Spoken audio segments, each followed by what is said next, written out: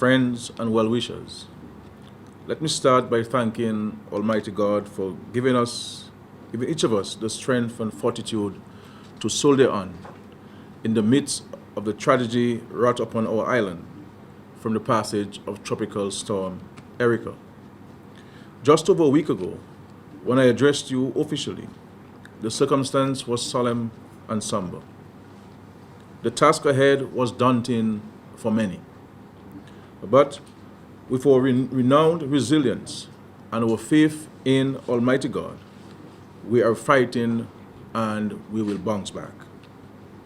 We are nowhere near a state of comfort and satisfaction, but the spirits of Dominicans have been lifted. I thank each and every citizen of this country, whether resident at home or abroad, for adopting a never-say-die attitude to this tragedy. I think it is that determination and demonstration of unity and a common sense of purpose by all and sundry that awoke the spirit of sympathy, solidarity, and support of the international and regional community. As leader of this country, I am humbled by the universal outpouring of support for and assistance to Dominica. We value and appreciate the contributions of the large and wealthy, but it is the small, selfless givings of those who could hardly afford it that impacted us in a significant way. I speak here of the small fisherman from Guadeloupe who borrowed the money to pay the petrol to bring across some water and other foodstuff in his small fishing boat. I think of the old lady in Antigua and Barbuda, whose pension normally affords her only 2 cans of milk a week, but who nevertheless declared at the counter that one of these cans this week would be sent to Dominica. I speak here of the entertainers in Barbados and also in Antigua, who are coming together to perform free of cost for the benefit of the children of Dominica. This has been a very touching period for me as a leader of this small country, because the experience of the last few days has told us clearly that in our moment of need and vulnerability, we are not alone. As a people, we must have done something right over the years, for the outpouring of support and well wishes is beyond expectation. I take this opportunity to thank all those who have helped in any way to ease the pain and boost the spirits of our people. Dominica shall not forget your kindness. I had intended, ladies and gentlemen, to provide you with a detailed update this evening on our relief and recovery efforts. Stakeholders have worked diligently on preparing these updates, and I must say, I am very satisfied, indeed quite impressed with the great strides that collectively we have made in the last 10 days. Water and food supplies at this time are in adequate supply, though the need for replenishment is constant, given the number who are homeless and those without running water or electricity. Regrettably, there are unsubstantiated and perhaps even unwarranted reports of unfairness and even partisanship in the distribution of relief supplies. Ladies and gentlemen, brothers and sisters, please, I beg of you, do not let us degenerate the discussion to this level. My job as Prime Minister has been to bring emotional comfort to residents while soliciting from far and wide assistance to relieve the suffering of my people. I have been ably supported in this endeavor by my cabinet of ministers, fellow Labour Party parliamentarians, Leader of the Opposition, Honourable Lennox Linton, and other opposition parliamentarians. We have put in place a clear and transparent system for the receipt, processing, and distribution of relief supplies. No minister of government or parliamentary representative is or should be involved in the administration of this program. Each PALREP, and I mean each of the 21 elected PALREPs, has been given a direct line of access to the administration of the relief supply service. I am not aware of any breakdowns, but in an operation such as this, there could be clogs in the system. Our job as a people is to find these chinks and work them out. I cannot and will not be distracted at this time by a few radio talk show hosts or others incapable of raising their level of debate and discourse. If there are problems, I invite any disgruntled PALREP to speak up at our regular meetings and let us iron them out. Indeed, we have another meeting of all 21 parliamentarians tomorrow at 8 o'clock, and I will invite the public officers coordinating the relief supplies program to attend that meeting, hear grievances, and also spell out once again the procedures that have been put in place for the procurement, management, and distribution of relief supplies. But I am honestly too focused on the bigger picture to be dragged into such negative and internecine warfare that will clearly not contribute to the reduction of stress on the backs of those who suffered in this disaster. Dominica has done remarkably well in its efforts to bounce back from this social, infrastructural, and economic setback. I repeat, now is not the time for petty politics to be introduced into the equation.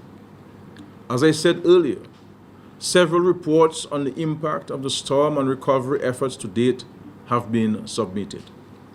I propose to use the occasion of the nightly press briefings to invite each sectoral interest to join me in discussing the state and status of each sector.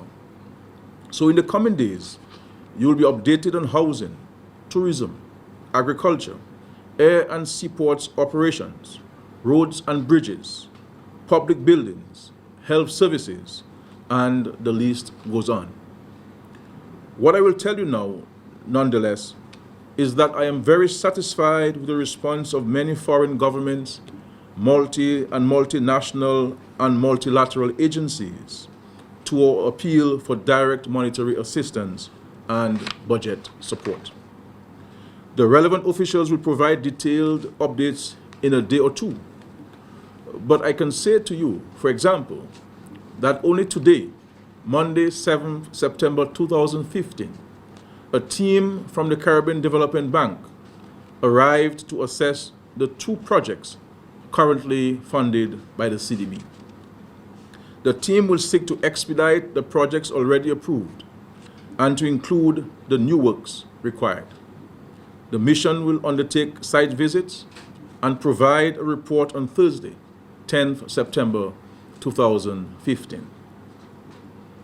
A team from the World Bank arrived in Dominica today as well to begin the economic and social assessment. Discussions are also ongoing with the World Bank with a view to reallocating the resources approved under the Disaster Vulnerability Reduction Project, the DVRP. Confirmation has been given that an amount of US $14.7 million can be reallocated for ERICA reconstruction projects. The bank is in discussion with the Climate Investment Fund, CIF, on the possibility of reallocating the funds provided by that organization. The UNDP representative has been consulted and has submitted a number of proposals to head office for consideration. Already, the UNDP has indicated that it will look to double its initial contribution to the overall relief effort. Despite these efforts, and as I have indicated to the nation, Tropical Storm Erica has caused almost $1 billion in damage to Dominica, and we will need the combined support of our development partners to recover from this major setback. Fellow Dominicans, residents, ladies and gentlemen, in order to facilitate the quick and efficient movement of people and goods at the ports of entry, additional staff has been deployed to the Kingsfield Airport and the Roseau Ferry Terminal. I am aware of isolated incidents of less than courteous service being meted out to those journeying to Dominica to deliver relief supplies. First, let me apologize to the victims of such shoddy treatment and to assure you that transparent systems are being put in place to streamline the receipt and processing of all storm relief supplies. The Cabinet of Ministers has taken a decision with respect to waiver of duties and other impositions, and this has been communicated to the relevant authority. We shall continue to monitor the service at our ports of entry to ensure that those going to the trouble of bringing us much needed supplies are recipients of the warm hospitality for which Dominicans are renowned. But we are mindful that during this process, the integrity of our port entries is not compromised. And very quickly, just before I get to the crux of my message to you this evening, I want to give a general update on progress and plans as they relate to infrastructure. Government continues to open up critical lines of communication and has devoted significant resources to the West and East Coast roads.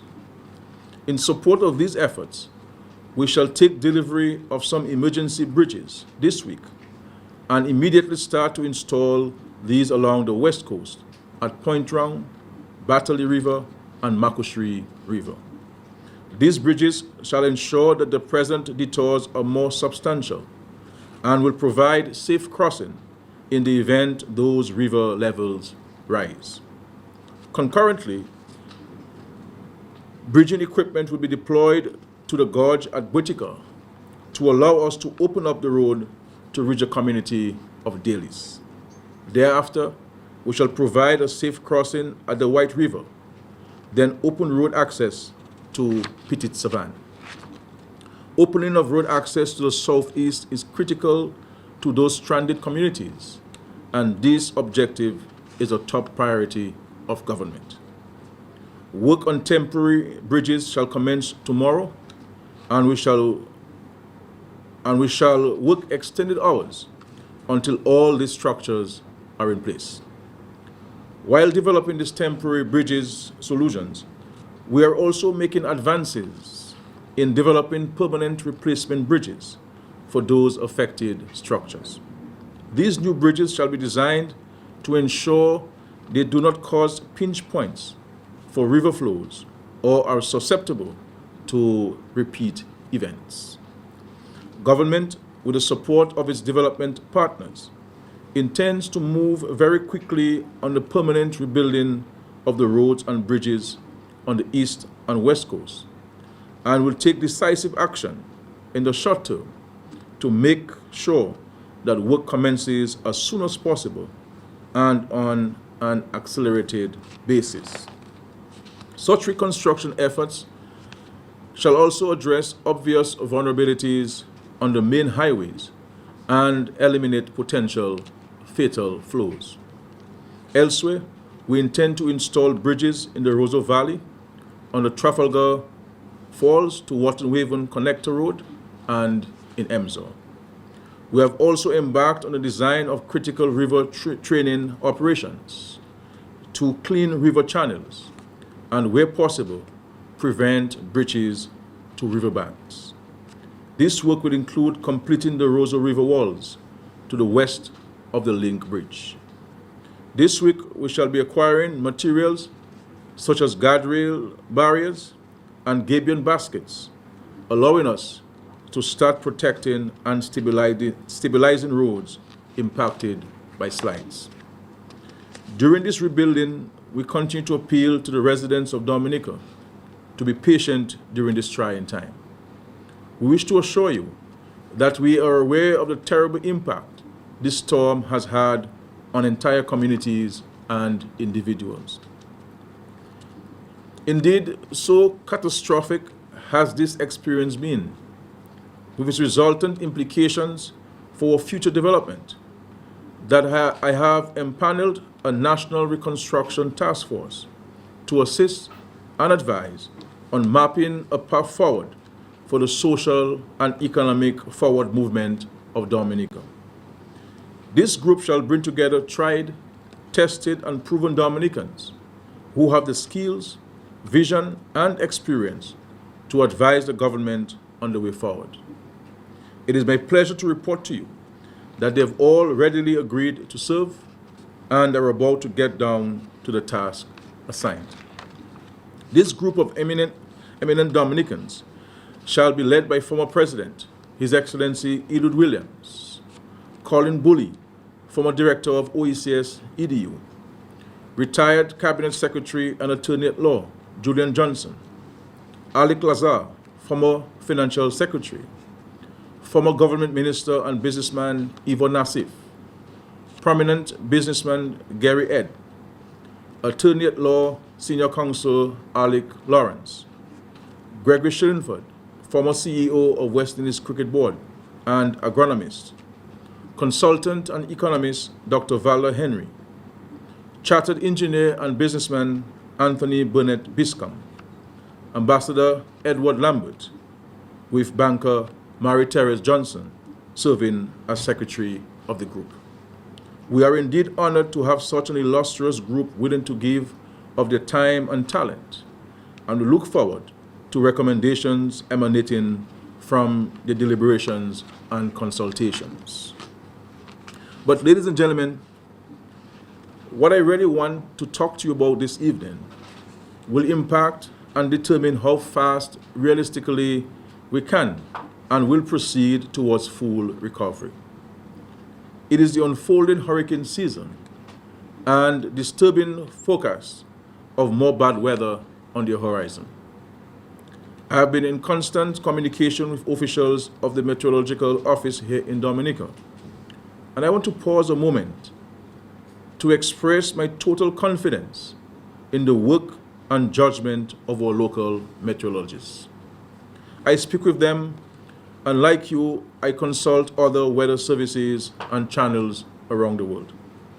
I find our local officials are as knowledgeable as any, and their understanding and interpretation of the various tracking reports are spot on with others elsewhere. It is after consultation with them and with the support of external forecasters that I have decided to come to you this evening to sensitize you to the clear and present danger posed by the threat of more torrential rainfall in Dominica at this time.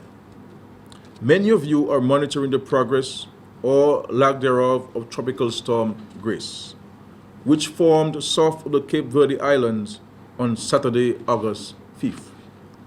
Over the last 2 days, Grace has continued on a general westward motion toward the Lesser Antilles, with maximum sustained winds peaking near 50 miles per hour on Sunday. As of today, Monday 7th September 2015, the 5 p.m. advisory issued by the National Hurricane Center, NHC, on the storm indicated slight weakening of the storm to 45 miles per hour. However, the focus track of Grace maintains a center located just north of Dominica on Friday 11th September 2015, either as a weak storm or tropical wave. Regardless of this weakening, and this is what I want you to listen to very carefully, my dear people, the current projection is for an increase in shower and thunderstorm activity, which could be heavy at times across Dominica on Friday, with the possibility of flash flooding. Additionally, a tropical wave is expected to produce some unstable conditions this Wednesday. That's 2 days from now, with a model projections estimating rainfall amounts of 15 millimeters to 20 millimeters across Dominica. That's slightly less than an inch of rainfall. Under normal circumstances, an inch of rain on Wednesday would be a windfall to farmers and seacraft users. But on this occasion, it spells trouble for residents of several communities across Dominica. The earth is saturated and will not easily absorb an inch of rain. In addition to the meteorologists, I have also been listening to structural engineers and their warning of the grave and present danger posed by the threat of additional torrential rainfall in Dominica at this time. So not only is there the weakened tropical storm Grace that we have to pay attention to, but also our troubles could begin as early as Wednesday. I wish to take this opportunity to issue a word of warning to residents of this country. Now is not the time for daredevil maneuvers. We have been given adequate warning of the likelihood of torrential showers and flash flooding, and we all must pay heed. I know it will be difficult, and I know it will be uncomfortable for many, but we're all one people, and we have got to batten down and see this period of trial and adversity through. If you know you're living in areas that are susceptible to flooding, or you are in the path of busted riverbanks and watercourses, I am urging you from now to consider a shelter or bunking with a relative or friend elsewhere during the upcoming days of anticipated bad weather. It is better to be safe than sorry. Landslides have heavily impacted the road system, and those affected areas have by no means stopped shifting. They therefore currently present a very real danger. Our engineers are out on the roads conducting inspections and monitoring hazards, as we can expect sections to continue to shift. This shifting may accelerate in the event of additional heavy rain. We ask for motorists to be diligent and report any changes they see to the road surfaces. Our engineers and consultants have taken steps towards repairing and stabilizing the affected areas, but this work takes time and is very hazardous. I therefore again appeal to those who were victims of landslides and slippage during the passage of Tropical Storm Erica to be especially vigilant and mindful of the fact that conditions around you could deteriorate in the event of the forecasted rainfall materializing. Today is but Monday, and I would caution you to be vigilant throughout Wednesday, so that by Thursday you would be in a better position to gauge and determine whether evacuation in anticipation of Friday's heavier rainfall is necessary.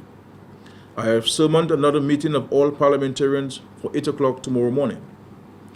Here we will be hoping to get updated reports not only on relief and restoration, but also on continued vulnerabilities as we approach this next bout of predicted bad weather. I want to say here that I was very impressed and satisfied with the overall sense of purpose and commitment of all parliamentarians, particularly the leader of the opposition, Honourable Lennox Linton, who has been most constructive in his interventions. I believe this formula of parliamentarians working together in the face of adversity has served us well thus far during this repair and restoration period. I again urge residents in need of assistance to make contact with your parliamentary representative, as they are each in a position to access rapid help and relief on your behalf.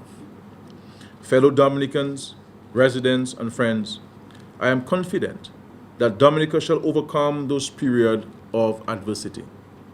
The last 10 days have been fantastic for us as a people.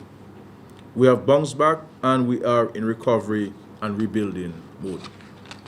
Forecasted bad weather in the coming days should be seen as but another hurdle for us to cross in our quest to return to some level of normalcy. Dominicans abroad are rooting for us. Our Caribbean brothers and sisters have put their hearts, hands, and resources to the plow. Many foreign nations and multilateral agencies have placed Dominica at the top of their priority list. The world, ladies and gentlemen, is rooting for us. Let us unite.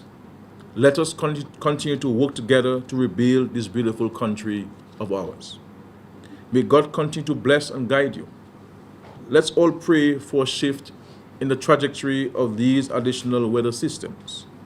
Let's all reaffirm our faith in Almighty God to shield this land of ours. I thank you very much for listening, and may God bless the Commonwealth of Dominica and all its people. I thank you very much. God bless.